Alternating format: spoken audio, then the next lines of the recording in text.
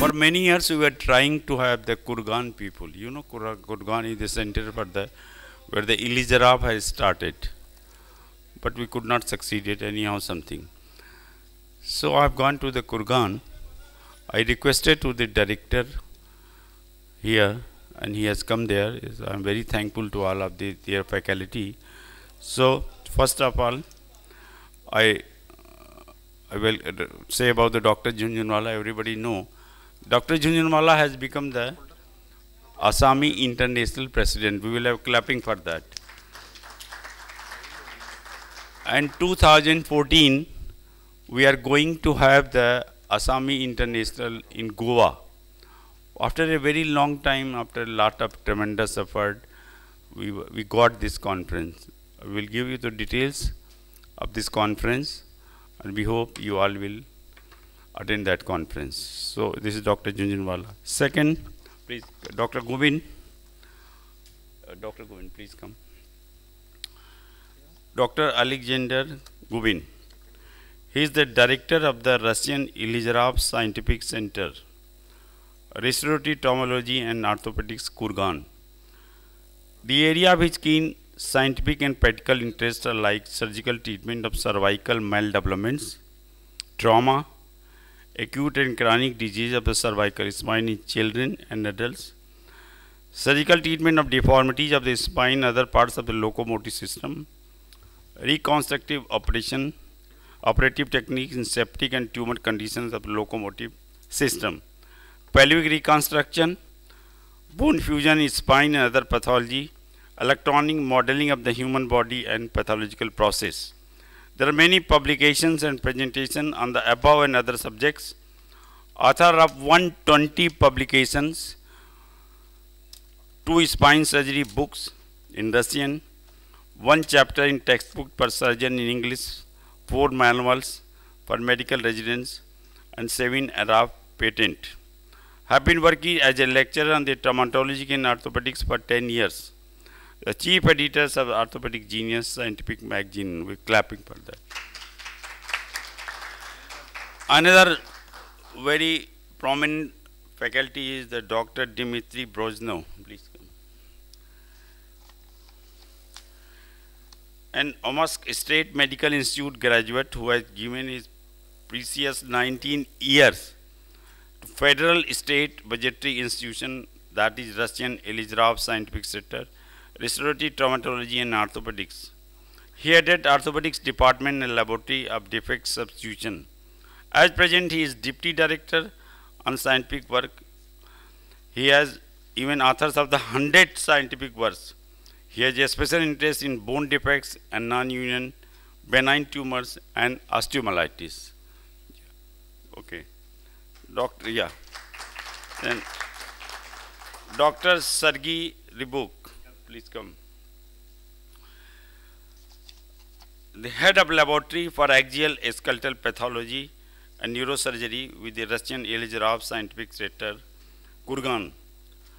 Full-time practice and emphasis on spinal disorders. Dr. Rybuk received his candidate science medical degree in 2009 with his dissertation on spine and ribcage deformity with disturbed segmentation in young children. His research interests include isolated and multiple congenital anomalies of vertebral column and thoracic cage using growing systems, malformation, spine cord fixation, idiopathic metabolic neuromuscular scoliosis, deformities, degenerative disease, injury and post-traumatic conditions, and minimally invasive surgery for pediatric fractures and systemic bone pathologies. Yeah. Now, there is more faculty, Dr. Subhash Shah. Please come there. Everybody knows from Subhash Shah, those who learn this Ilizarov, they know Subhash Shah is from Bombay, and he is the father, rather these are the persons to whom the Ilizarov technology came to India. Then the Dr. Harshad Shah. Please come.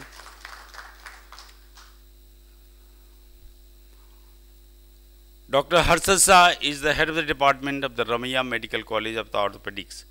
He has keen interest in Ilizarov technology and doing a lot of other surgeries. So we welcome him. Dr. Bari, he has come from Bangladesh. Please come. He is head of the orthopedics department. He has written one book also. He got PhD degree in the Kurgan institution and he has a keen interest in the Ilizarov technology. Then Rajat Agrawal. Rajat Agrawal is working in Gorakhpur. He has worked with Dor Pale and Dr. Junjanwala teach him how to do the operate, how to know the surgery. And he has keen interest in the spinal Ilizarov fixator that you will be teach. It's a very wonderful technique. External fixator in Ilizarov. Those who are not registered from tomorrow, they should get registered. We have a very good workshop on the spinal deformities. Now Dr. Bhola. Dr. Bhola is the father of the polio treatment from Haryana, Kurukshetra. He is doing private practice, but he has keen interest in the poliomyelitis.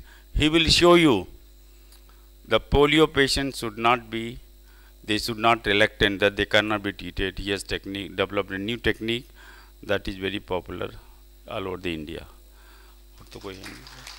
Thank you very much, please.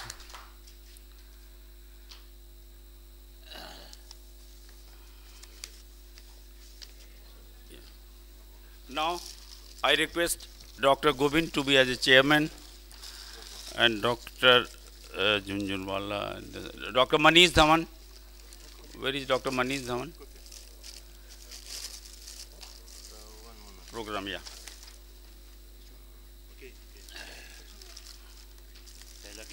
Pehla mera hai, sir, ji. Yeah. Dr. Junjunwala became the president of the I've forgotten. He has become the president elected of the IOA. So he is showing their suits.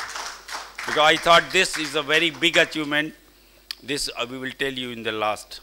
So suits are distributed for this. And we hope we should have a very, very enthusiastic, dynamic president. And he will change a lot. He has a mind how to change, how to improve the Indian Orthopedic Association. Yeah. I have some sweets for everybody. I will just pass on. Thank you. I wanted to make an announcement that Sir will be IOCON President 2015. So I request you all vote for Mumbai for 2015. Thank you.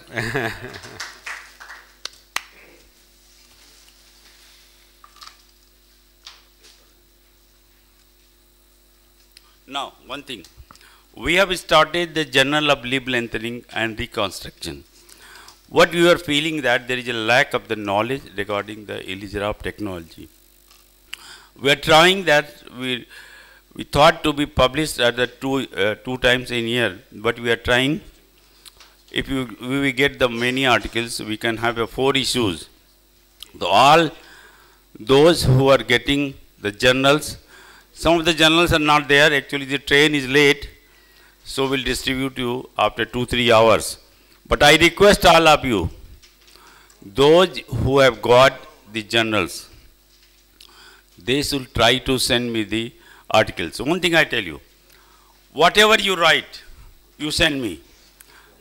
We have very good editorial department, English trainer. We will convert the journal and we will make it able to be typed. Whatever material you have, you send to me at our email and we will publish it. Thank you very much.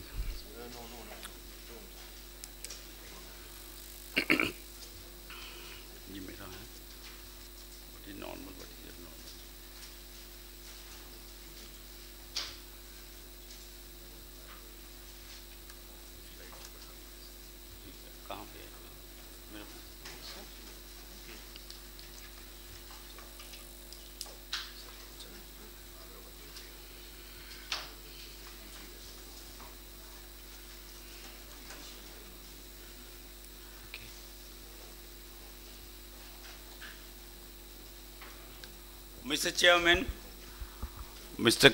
and another, दूसरा कौन बैठेगा? Okay, and the first lecture will be made by Mr. Agrawal, what is normal and what is abnormal. Dr. Harshad Shah, please be a co-chairman.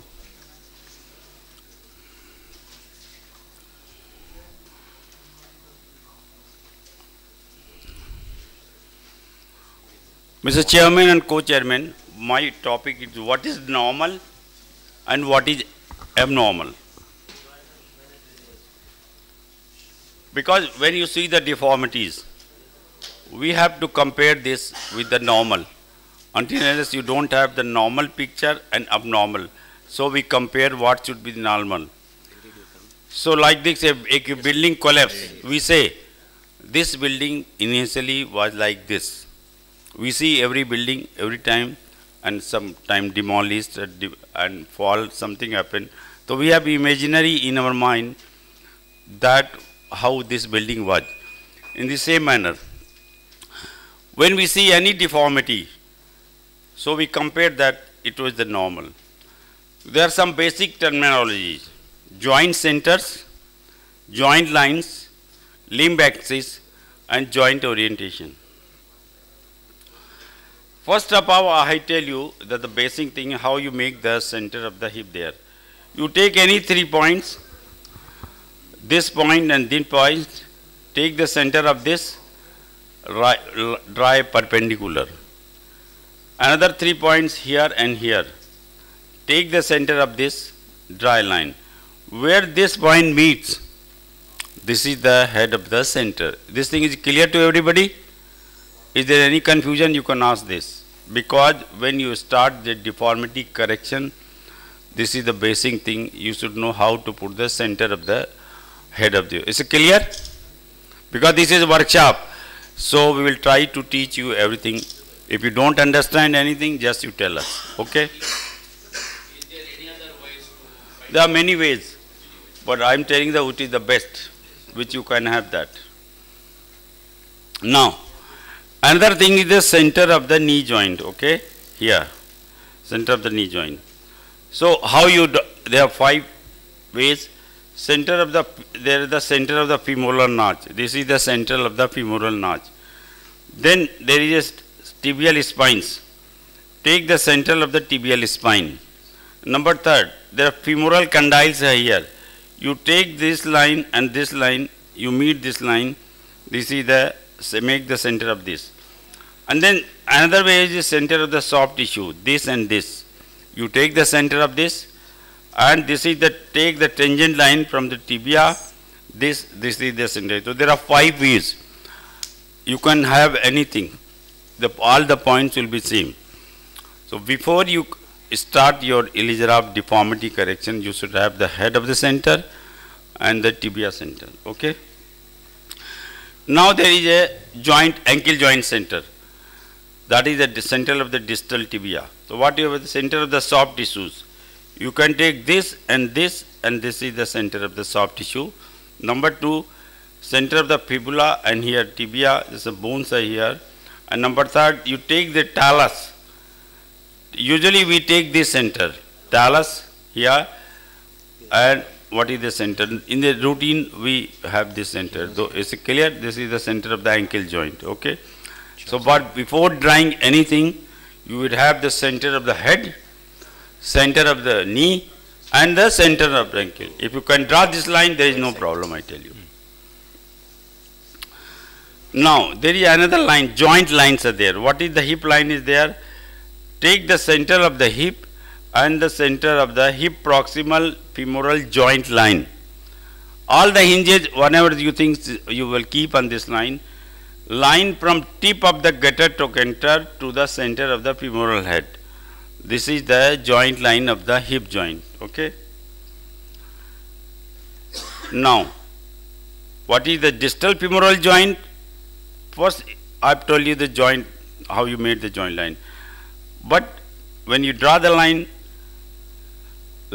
tangential to the most distal point of the convexity of the femoral condyles, here, and take the center of this. This is the distal femoral joint line, okay? Now, where is the proximal tibial joint line? Line across concave, this is the concave surface. Mind you, there are many lines, many upper surface, but take the concave line across concave aspect of the tibial plateau. You have that, and this is the joint line of the proximal tibial joint line. Then distal tibial joint line. Line along flat tibial profound. This is a flat tibial profound. Domes of the talus. This is the dome of the talus here.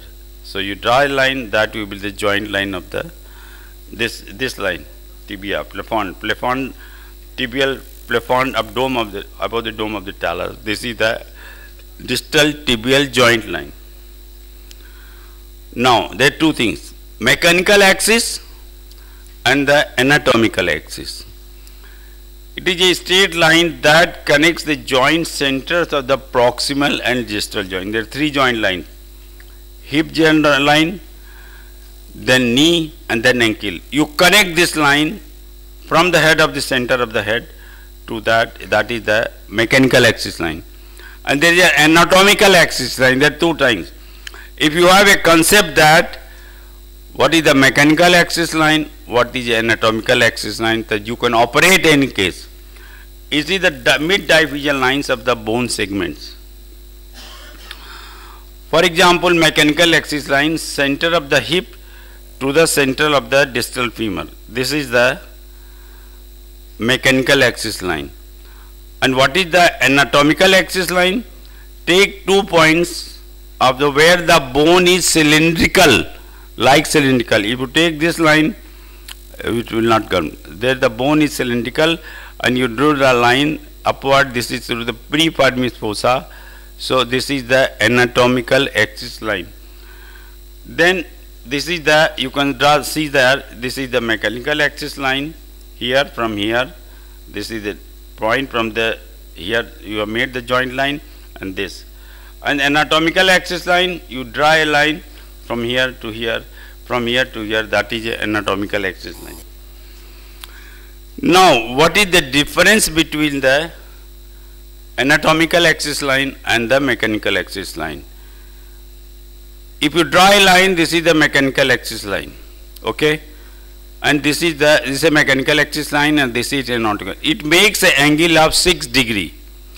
It means the knee joint valgus is the 6 degree. Why there is 6 degree? And if you draw a line, here, this is the anatomical, and mechanical is the same of the tibia. Like here, we have a drawing line from the head of the femur to the femur here, and draw a line from here to here. That is the, this makes a 6 degree. Now, axis of the tibia, mechanical axis line of the tibia, line from the center of the proximal tibia to the center of the distal tibia. This is the mechanical axis line. If you draw a line from the mid of this and mid of this, this is the anatomical axis line. Here we have shown it. How you draw that? This point and this point are from the concavity here. Draw a line here, dome of the talus, a central line here. You draw a line like here and here, make a center of this. This is the anatomical axis line. But the tibia mechanical axis line and the mechanical axis line is the same. Only difference in the 6 degree difference is in the femur. The main problems comes into the femur. There is joint orientation line. It refers to the position of the articular surface relative to the limb axis. It is the angle between the joint line, that is joint line, and the limb axis. For example, joint orientation angle is the hip joint orientation. Angle between the hip joint line and mechanical axis of the line, femur. This angle is called the, this is lateral, this is the proximal, this is the femur. So our line is the lateral, proximal, femoral angle, LPFA. Normal this angle 90 degree, 85 to 95. It's clear? Lateral, femoral, because all the deformities correction the later stages you will do like this. Sir, if there is any confusion, please interrupt me. Lateral proximal femoral angle. Okay. Then another line is the joint orientation line. Joint orientation line is seen by two angles. First, the lateral distal femoral angle. Lateral distal femoral angle. It is the angle between the distal femoral joint line and mechanical axis line of the femur. Normal, it is the 88 degree. Yeah, you can see there, this is the normal.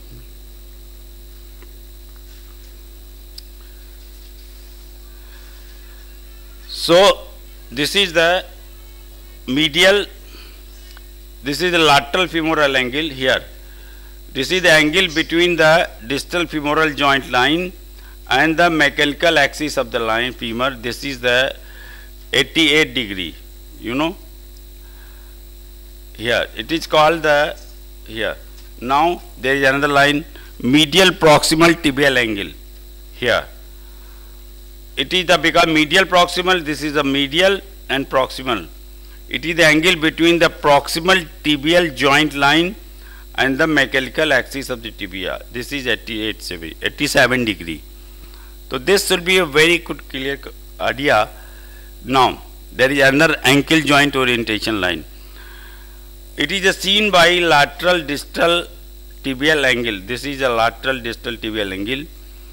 It is the angle between the distal tibial joint line and the mechanical axis of the nail. This is a 89 degree. It means 86 to 92. So now we have step by step. Lateral proximal femoral angle is about 90 degree. This is the mechanical, M means mechanical. Lateral tibial femoral angle is 88 degree. This is the juxta angle. This is the angle between the joint line. Sometimes it is varus or something like that, so angle is changed. So you have to also measure the angle of the joint line. This is the MPTA, medial proximal tibial angle. It is 87 degree. And this is the lateral distal tibial angle. This is 89 degree. So this thing is clear. Should we go back? Please tell me. Can I for easy remembering 90, 87, 87, 90. 90, 87, 87, 90. Okay? You must say if any confusion, because this is a workshop, this is not a conference. So if any confusion, anything, just you tell us. We can go back. There is no problem. Everybody remembers 90. You tell me please, how much is lateral proximal femoral? That one is 90. So you memorize it in the brain. You get very confused if you do it 90. There are four angles here. 90, 88, 87, 89. So for remembering, very easy to remember. First one is 90. Opposite is 87 and this one is 90. You take 90. 90 above proximal, 90 downward. And 87, 82. Otherwise it is very confusing. Initial stages we used to teach, and I also used to confuse. So 90, 90, 87 and 87. Is it okay? Now, approach to the deformity correction. If you have seen any case which has a deformity correction, how you will approach that? The three questions have to be answered. For example, you want to travel in the train, you have to approach through the railway station gate, other thing, platform, in the same way. Question 1, is the limb normal? Is the limb aligned? Number 2, is the limb is not aligned? Where is the malalignment? Whether in the tibia or in the femur? Number 3, how to correct the deformity? Three things, whether the limb is normal or not normal. If it is not normal, whether into the femur or whether into the tibia, then we have find out this is the deformity. How to correct the deformity? Is the limb normal? A normal limb is an aligned limb. Hip, knee and ankle joints all are collinear to each other. An abnormal limb, hip, knee and ankle joints are not collinear to each other. It is seen by the MAD, mechanical axis deviation. What you call mechanical axis deviation? We'll tell you in the details what you call it. Now, mechanical axis is measured by the perpendicular distance between the mechanical axis and the center of the knee joint. This is the center of the knee joint. Normally, this line passes 8 mm medial to the joint line.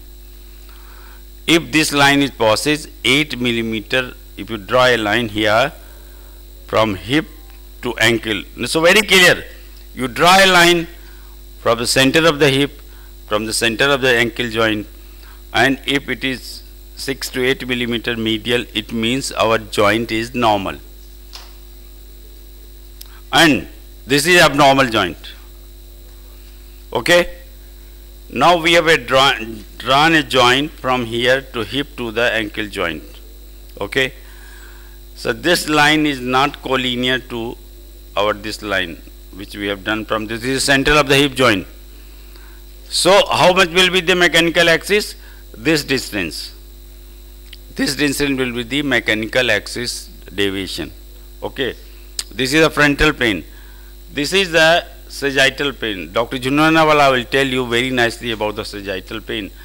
You draw a line from the central of the hip joint to the central of the ankle joint, and another line from the central of the knee joint.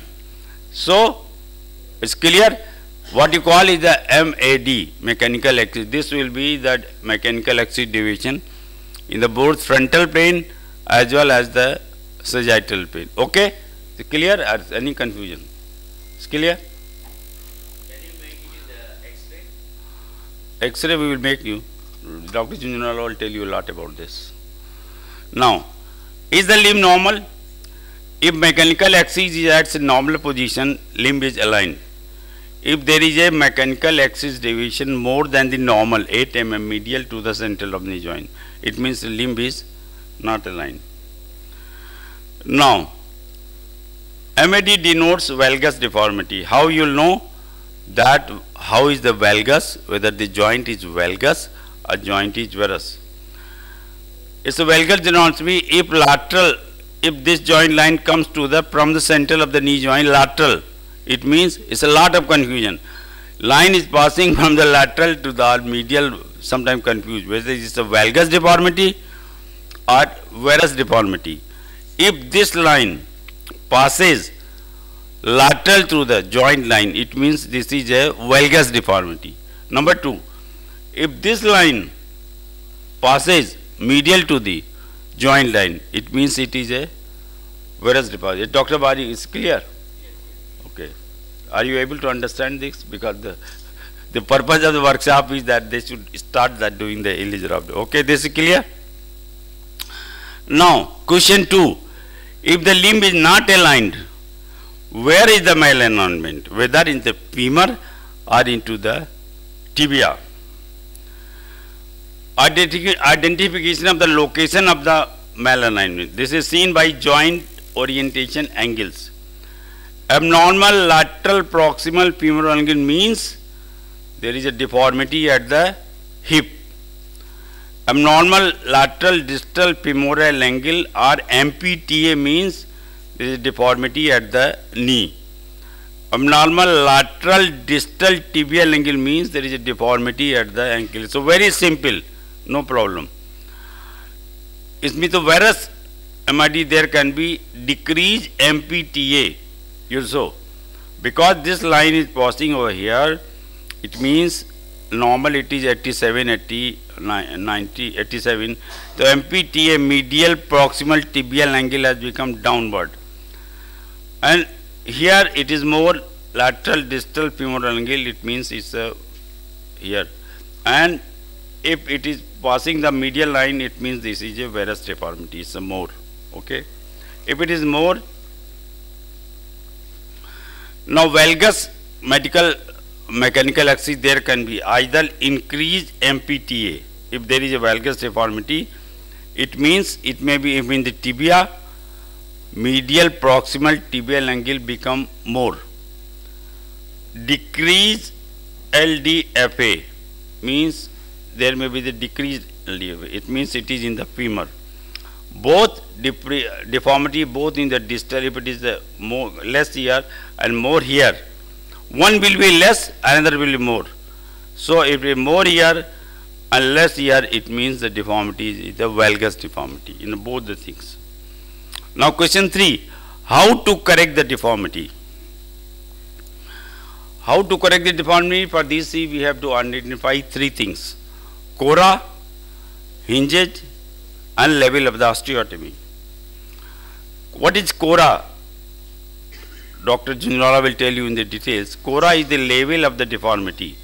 Cora means the center of the rotation of the angulation. If you take this mechanical axis line and this line, the tibia, both are same, where they meet, it means that is the cora, center of rotation of the angulation. And we shall put the hinges over in this line, okay. Bone can be divided into proximal and distal segments. Here the bone is there, above and below the deformity. Sometimes the joint line there is a cora is that, so we have not to put the osteotomy over here. So cora is the intersection of the proximal bone and the distal bone axis.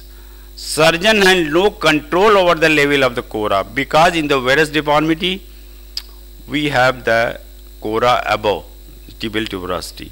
So then we have to do the osteotomy lower level. Surgeon has no control over the center of the cora. Hinges. Ilizarov fixator has broadly 2 components: hinges by which we correct the deformity, and rings and pins by which we fix the Ilizarov fixator at the bone. What is the hinge? Hinge is the most important component of the Ilizarov apparatus. If you know where to apply the hinge, you can correct any deformity. Surgeon has complete control over the level of the hinges. For example, this is we make a model of the plaster. You can make it because we made the plaster, model of the plaster. When you see any deformity, you put the plaster over there, cut it, and before doing the correction, it's a very easy technique. Put some powder there, and very easily you can have, for example, this has the deformity here, and this is the level of the cora here. So placement of hinges and where this is a distraction rod, this is the axis there. If you know these 3 things, 2 things where to put the hinges, you can cut. You can do in when you go and you see the deformity, make the plaster model or the deformity and do like this. What is the osteotomy level? Surgeon has relative control over the level of the osteotomy site. It depends on the condition of the bone and soft tissue. For example, cora is somewhere else and there is a sloughing of the skin, so you have to do the osteotomy upper and lower level. Hinge has to be placed at the level of the cora. It is the cora we have to place here. It is a must for deformity correction. It is mandatory. You have to put the hinges over the cora. Otherwise, it will result in the translation of the proximal bone axis, which will have a zigzag deformity. Hinge can be away from the bone of the level of the cora. Hinge away from the cora towards the convex surface. This is the convex surface. The deformity will result in the open wedge osteotomy and distraction. For example, you put the hinge over here. So what happens? There will be the open wedge osteotomy and distraction. And if you have the hinges over the away from the cora towards the concave surface of deformity, closed wedge osteotomy and the compression. Osteotomy can be at the Dr. Kulkarni will tell you about the details. Osteotomy can be at the level or above and below the cora and the hinges. Osteotomy above or below will result in the translation of the bone, but the axis will be aligned at like this in a acceptable position. Okay. Thank you very much. Next. Any question?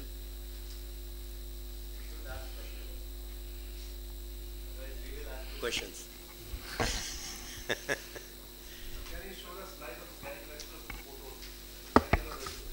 Okay. Okay.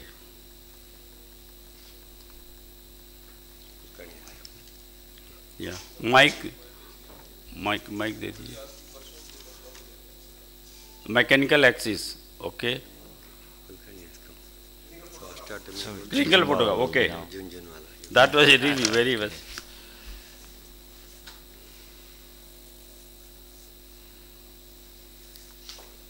पीछे है क्या? या ये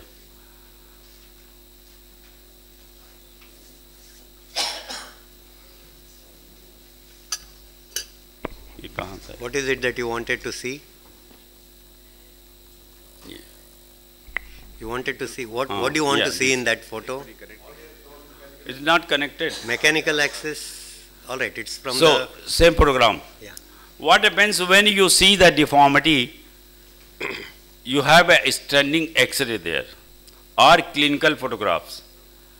So you take the head of the femur. You have a standing X-ray, and you take the head of the femur here. I think this is a very simple technique. If you understand that, I think from going here you will do the correction of the all that, and take the ankle joint. This we can do the clinical photograph also. Patient is standing, take the photograph on the computer, take the print, make this. And another photograph here is a joint line. I think clinical photograph will give you a lot, otherwise the X-ray photograph. And draw a perpendicular line this. This will be the mechanical axis deviation. In the same manner, because when you want to correct the, for example, there is a flexion deformity in the poliomyelitis, anything. You want to correct how much flexion, extension, osteotomy, we shall do that. What we do? We do like this. Take the photographs, and after that we put a tracing paper here, and the tracing paper either put in the X-ray or in the photograph, and make this move like this. Tracing paper or other things, you take the two photographs and take the angle. That angle you will make the pre-construct frame. In that you will fix that angle. Then you will have the accurate, only you do this exercise before surgery, you will have, I tell you, 100% correction. Any other question?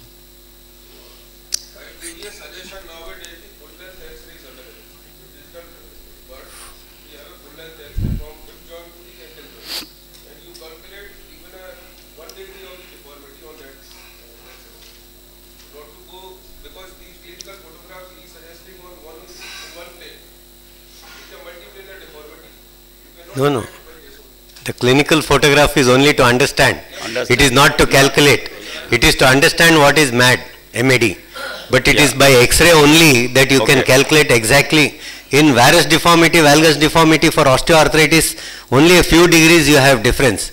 So clinical photographs is very difficult to really get the exact MAD. It is only for you all to understand. He has put like that to show that from the center of the knee joint, your mechanical axis from hip to ankle goes medially or laterally in varus or valgus. It is only for that the clinical this one is done to get a gross assessment. One thing I tell you, how you do everybody has a digital X-ray.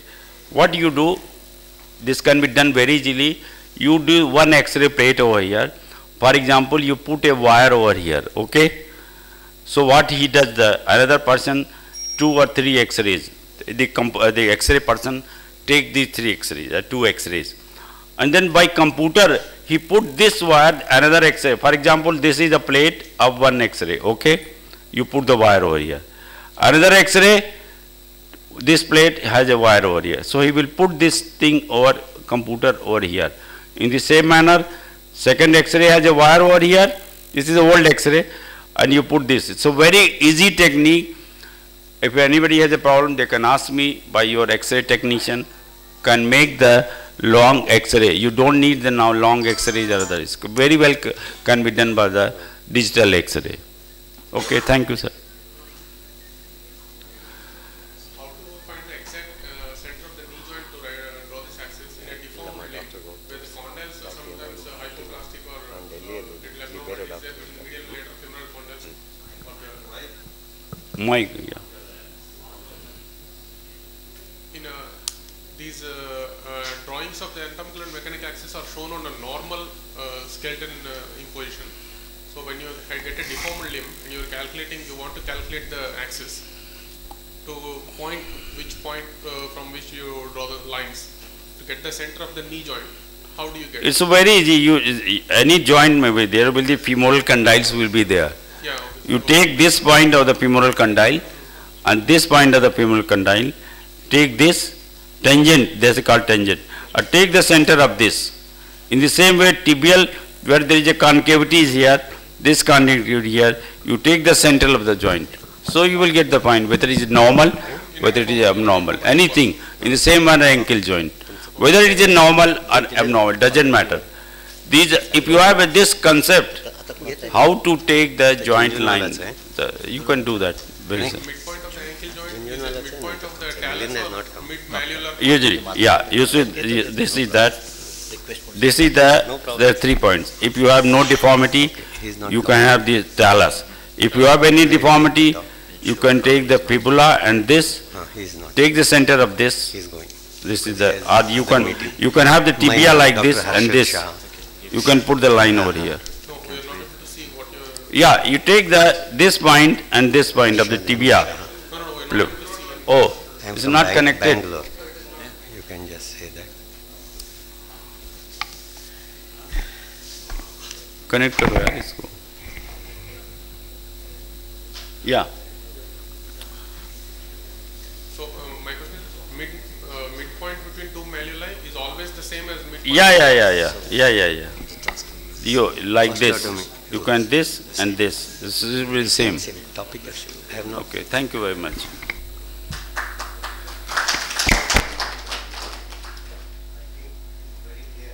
Yeah, Dr. Jinjanwala.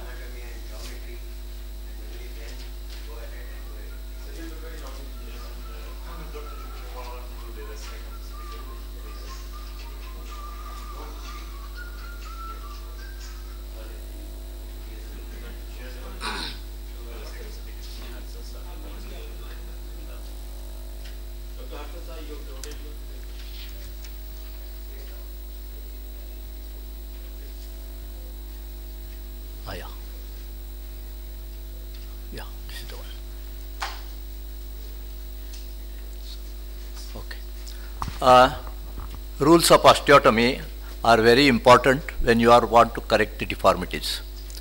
The types of osteotomies that we do is the angular osteotomies like a closed wedge, open wedge, neutral wedge, and angulation translation, a dome osteotomy, as you see in the picture here. Now, Cora is the one which Pele has given us the idea. Center of rotation of angulation, which is the true apex of the deformity. Now, in this here, you can see, can I have the pointer please?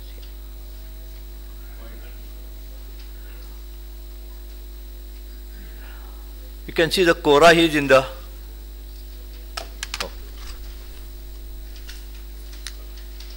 this is the Cora. You can draw the mid-axial line of the proximal fragment and distal fragment, and you see that the joint orientation are normal below and above, and then this is the Cora that is formed, and this will give you the magnitude of the deformity which you want to correct by angulation.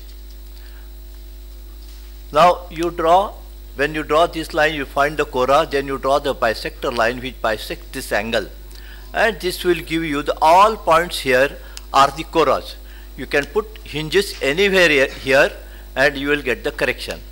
If you put the hinge on the convex side, the deformity gets corrected, not only corrected but it elongates. If you want to get elongation, you can do this way, or if you want to shorten, you can put on the concave side, because here the limb is more and therefore you get elongation. Here the limb is short and therefore you get shortening. So if you want to shorten, you can do that. If you want to elongate, you can do that. Then you have to put the hinges on either side to get that.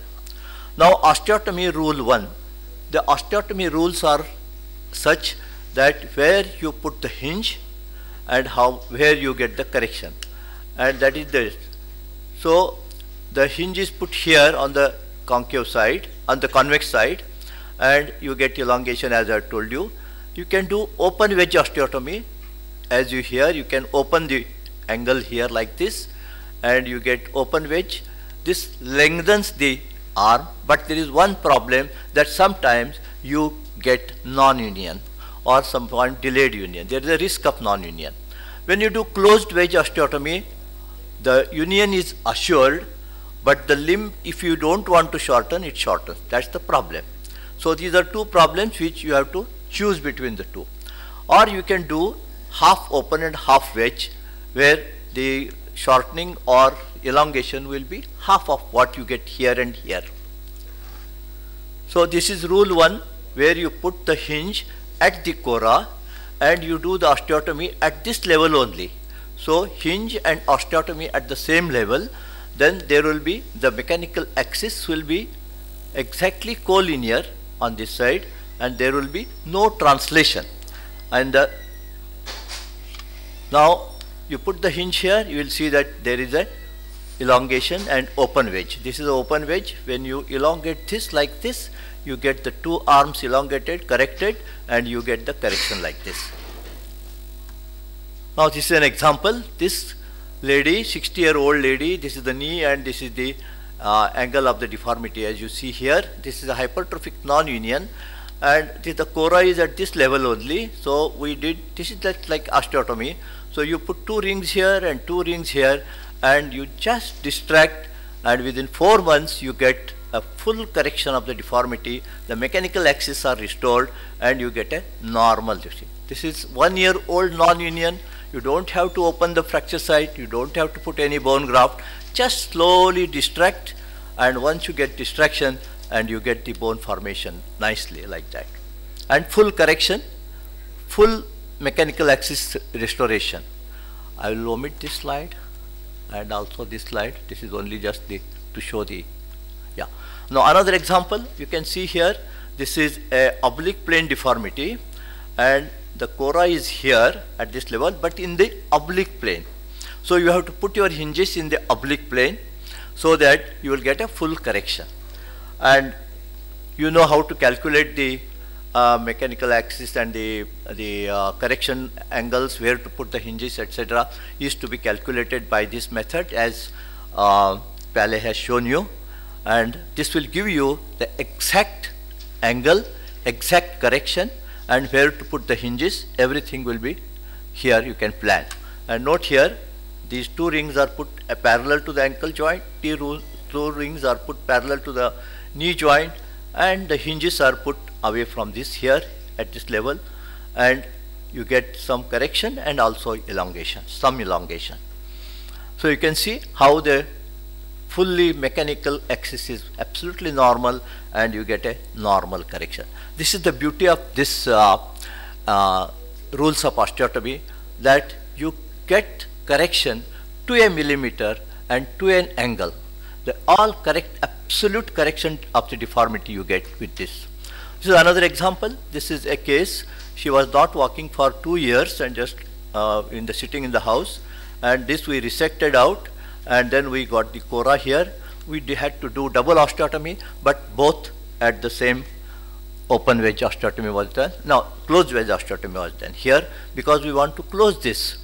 So note the hinges. This is the concave side. The hinges are put on the concave side so that you get the closing wedge osteotomy. This was the closing wedge osteotomy, and you see how beautifully the correction has occurred. This is the picture of the during the treatment, and this is the final picture. You can see this pre-operative deformity so bad, and then you get almost a full correction of the deformity. Now osteotomy rule 2, which is often used. This is the most commonly used osteotomy. Here the hinge is put at the same level at the cora, but you have to do osteotomy at a different level. There are certain clinical situations where you want to do osteotomy at a different level than the cora, osteotomy at the cora. So you don't want to do osteotomy here as in rule 1, you want to do an osteotomy here. I will show you the situations where you want to do that. And then what happens is, when you do that, you get the translation occurs here. You can do a translation occur. That is the difference, and we want some translation, and I will show you the clinical situations. Now in osteotomy rule, again you put the hinge at the level of the cora, and this is the bisector line. You can put your hinge anywhere on the convex side or on the concave side, but the osteotomy is done at a different level than the cora. What happens is there is a translation occurs. Here you can do an open wedge, you can do half open, half wedge, and here is the closed wedge as in a similar to osteotomy rule 1. Now this is an example. You can see here there is a oblique plane deformity. Here there is a procurvatum and a valgus deformity. The cora is somewhere here at the here, but we cannot do osteotomy here, but we have to do osteotomy at a different level. So we need a translation. So you can see here how the translation has occurred.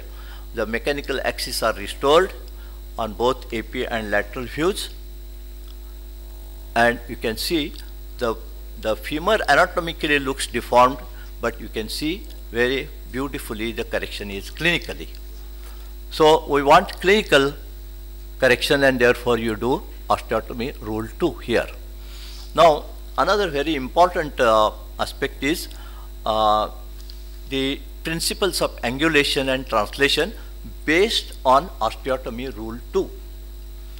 Now take for example, this patient has a varus deformity of 37 degrees, and the cora is here at this level.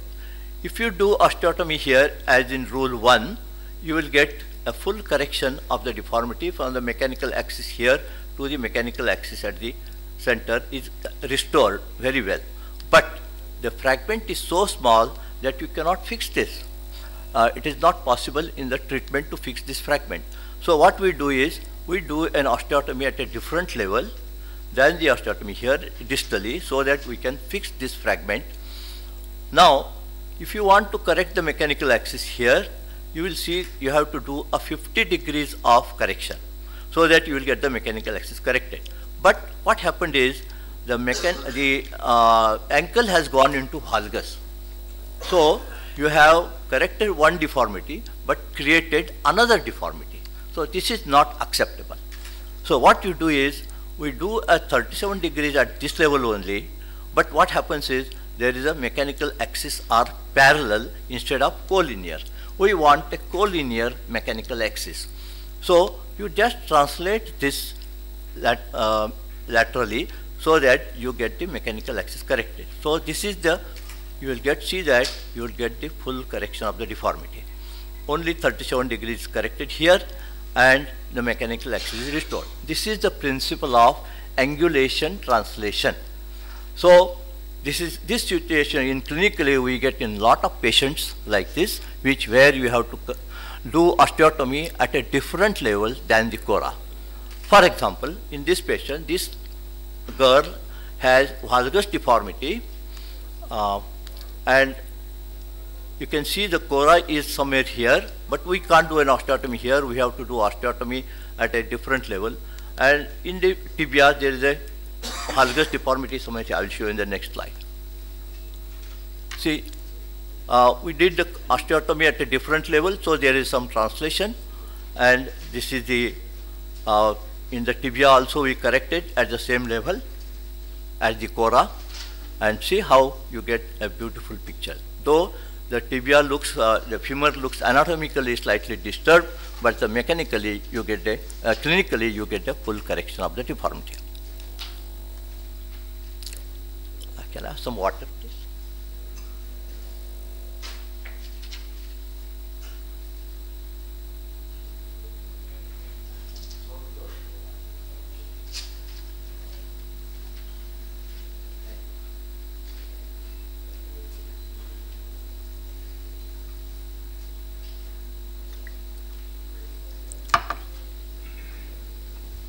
Now you want to do a valgus osteotomy for a non-union of the neck of the femur. How do? You do a subtrochanteric osteotomy or intertrochanteric osteotomy here. The cora is in the head, but you are doing an osteotomy at this level. So there must be translation to correct the mechanical axis. So if you do an osteotomy here, you notice here there is a translation of this, and this will give you this. If you use DHS, simple DHS, and you will get the full correction as well as the mechanical axis deviation, and there is a mechanical axis deviation is corrected. So you get translation on the lateral side. Lateral translation is necessary when you do a valgus osteotomy in the intertrochanteric area. Now you see here, there is, you just use a DHS and you get the correction, then the lateralization of the shaft, and you get a full correction. Many times, often, this has become very popular for last 50 years, as Muller has described this, and this is the angled blade plate. This causes mechanical axis deviation medially, which is not acceptable. So we don't use this. This is not at all necessary. It will, on the contrary, will cause the mechanical axis disturbance. So don't use angled blade plate or angled DHS for this treatment. So you do have to do this mechanical axis. You can see the non-union here. You do osteotomy, intertrochanteric osteotomy at a different level than the cora, and therefore the translation is necessary. Lateral translation is necessary. Another example. See, this boy was walking on the lateral malleolus. The foot is at right angles to the shaft, at right angles almost. So, and the cora is here because the growth plate was disturbed. And we have to do osteotomy here. You can see the translation occurs here, and you can see the mechanical axis is in the AP and in the lateral view is fully corrected by rule number 2. Another example, this is a varus deformity of this boy had a fall in the childhood and developed the this deformity due to growth arrest here, and we want to do an osteotomy here. You can see here. Now you do first the anatomical axis, and you know the anatomical axis causes 81 degrees at this level normally, so we have to do the cora is here. You do the bisector line and you can do osteotomy here, but the osteotomy is too near the joint, so we did osteotomy at this level, and therefore there is a translation. And you can see this is the translation that occurs when you correct fully, and this is the clinical picture after the correction. Now we have got rule 3, which is rarely used. In this, the hinge is kept at the cora. No, hinge, this is the cora, and this is the hinge is kept at a different level than the osteotomy, and the osteotomy is also done at a different level. See, now here the cora is here, but the hinge is put here, but osteotomy is done at the same level. So this is the third variety. In the first variety, we put the cora, hinge, and the osteotomy is here only. In the second variety, we put the hinge here, but the osteotomy was done at a different level. Here, we put the hinge and osteotomy at the same level. In certain situations, we need this. I will show you one situation, but this is rarely needed because the mechanical axis become parallel. They don't become collinear as you want it. But in certain situations, you have to do this. I will show you one situation where this is. Now here in this, as you see here, this is the cora. The hinge is put at this level, and osteotomy is also done this level. So you can see the mechanical axes are parallel and not collinear. Now this is an example where we want. Now suppose this boy had a procurvatum deformity due to a fall from tree in childhood. He developed shortening, this much shortening, and this was the cora is here in the procurvatum deformity. This is because the growth plate was affected. So we want to do an osteotomy. Ideally it should have been done here, but it cannot fix the fragment, so we do osteotomy at this level. But if you put the hinge at this level, at the cora, then there will be translation of this fragment anteriorly, and that will impinge upon the quadriceps muscle, and the quadriceps muscle will be disturbed. Okay, you can see here there is a 35 degrees of procurvatum deformity. this is the cora here, and if you put the cora and osteotomy is done here at this level, and if you put the hinge at the cora level, there will be a translation anteriorly, and this will impinge upon the quadriceps muscle. Quadriceps muscles will be destroyed. So we don't want that. What we did was to keep the hinge at this level only, so that you will get a correction here and there will be no quadriceps damage. I will show in the next slide. See here. Now the hinge is at the osteotomy site, the cora is here, and the quadriceps muscle is shaved. And you get the correction, but the mechanical axis is disturbed. So in this case situation, you can see here there is a full correction of the deformity, and the hinges are here at the level of osteotomy, and the cora is somewhere distally. So you can see, you just distract this and you will get the full correction. As you see here, the correction is achieved on both AP and lateral fuse. So this is another situation.